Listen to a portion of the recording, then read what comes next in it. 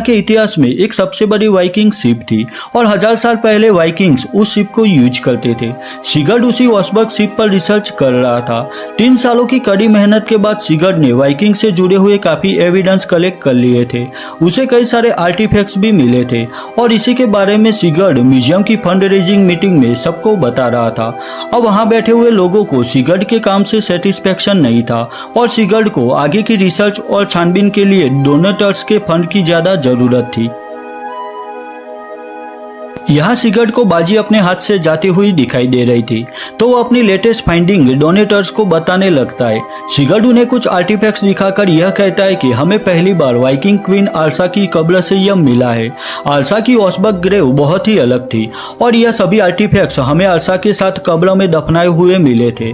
Sigurd कहता है कि उन्हें कब्र से एक लकड़ी का टुकड़ा भी मिला था जिस पर रैग्नारोक लिखा हुआ था।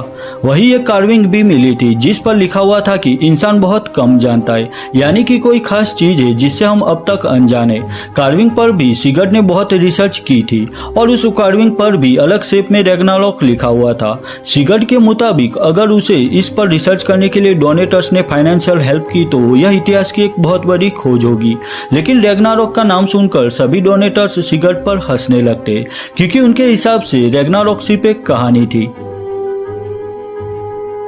सिगर्ड डोनेटर्स को समझाने की कोशिश भी करता है कि वाइकिंग क्वीन आर्सा बहुत कुछ जानती थी और उसकी मौत के साथ वो सीक्रेट भी दफन हो गया और हमारे पास सिर्फ यही आखिरी मौका है उस सीक्रेट तक पहुंचने का।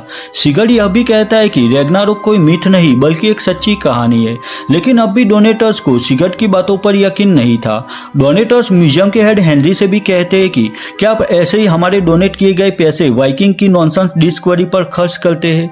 वो सब वार्निंग देकर चले जाते हैं कि अगर आगे भी यह सब